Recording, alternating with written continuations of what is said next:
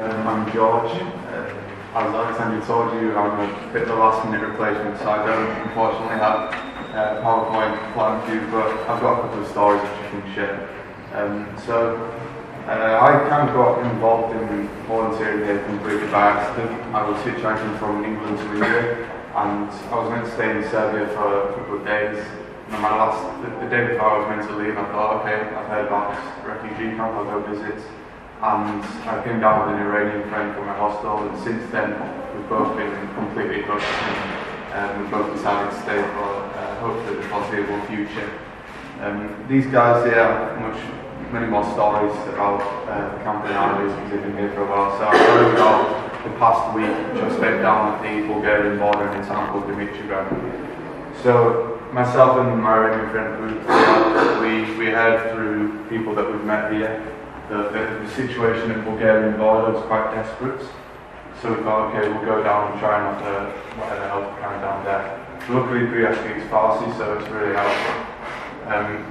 So yeah, we set off. I remember the night that we set off, me and Abdi, we were helping a Syrian lady onto the train here to get to Sheets, and she had a 5-month-old baby with her, Nadali.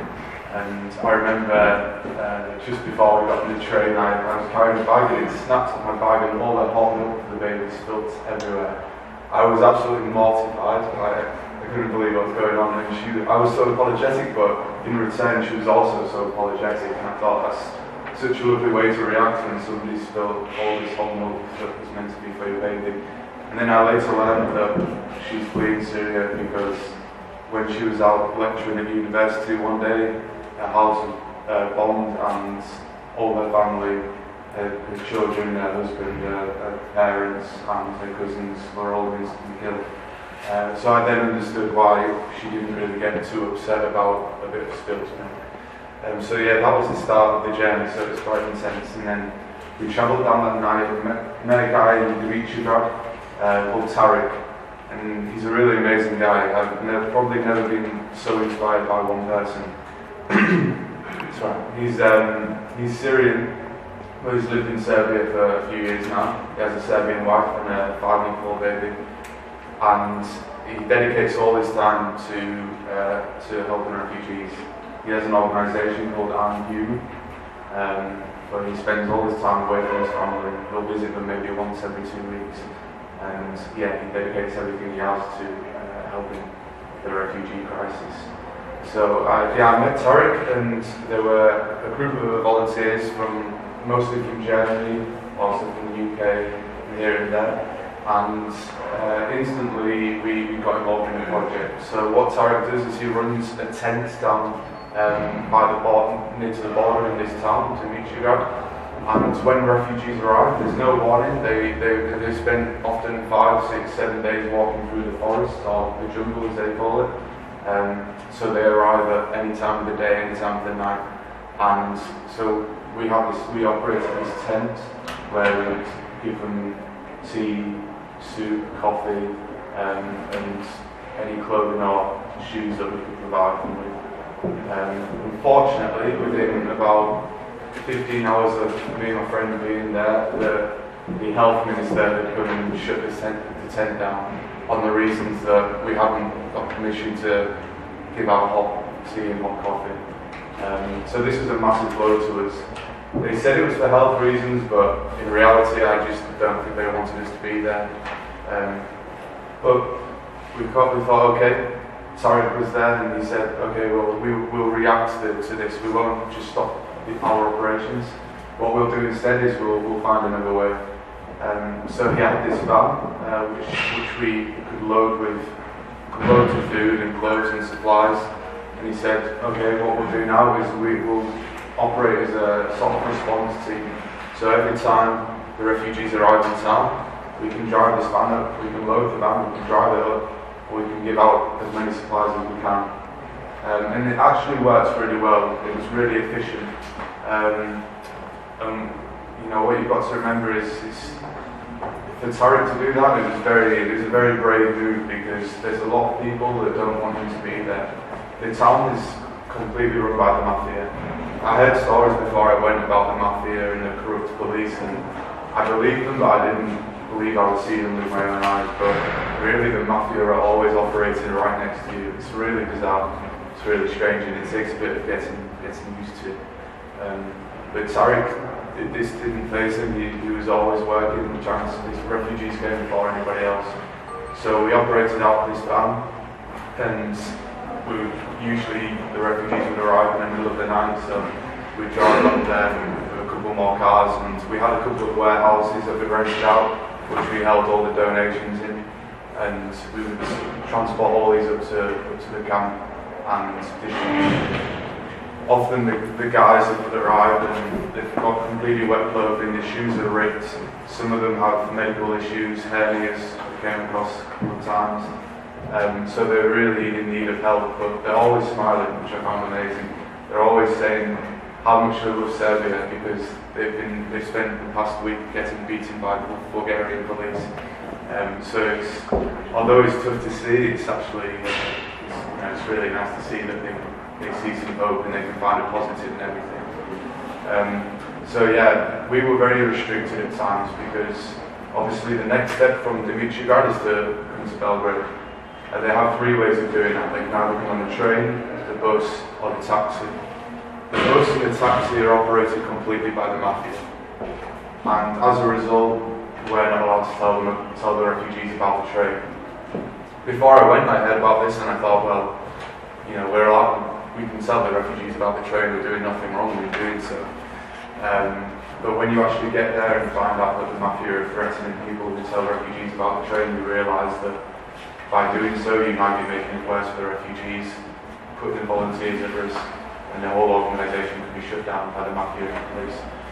So, yeah, realistically, they could get the train, but only if they found out about it themselves. So they would always have to get the bus or the taxi, which, like I said, were run by the mafia. The taxi would charge around €100 per person to go to Belgrade. The bus for Serbian citizens and for tourists like myself would cost around 16 or 17 euros. They were being charged 25 to 30 euros each. So they were completely exploited down there, and there was nothing anyone could really do about it because the mafia had the control and the power.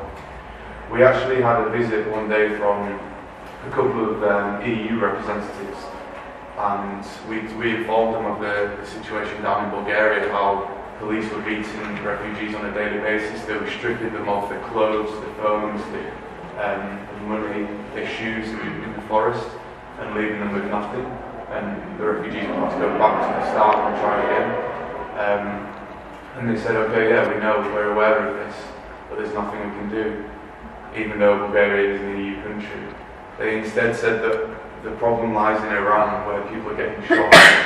But we said to them, you have no power in Iran, you won't be able to do anything, so you should concentrate on Bulgaria first. But I don't think much is going to change in the near future.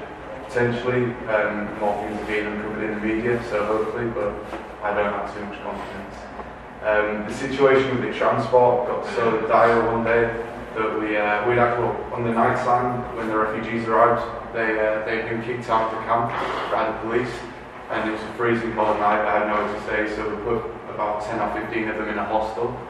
And they were also happy about it, it was wonderful. We actually went and ate breakfast with them the next morning, and spirits were really high. We thought they were going to take the train, and they could club all their money together and buy 10 train tickets. But 2 hours later we saw them walking past the hostel down the motorway. And we asked them what they were doing, and they said, we have no money, we're walking to Belgrade. Belgrade is 330 kilometers away from Dimitrovgrad. If you walked constantly, day and night, you could get there in just over 3 days. But when you're in bad health from walking through the jungle and you have no energy and you don't know the correct way to go, the correct direction, it will take you over a week. So that's when I said, okay, we all talked together and said, okay, we need to get them on the train, because I genuinely feel like a few of them could have died during the journey to Belgrade.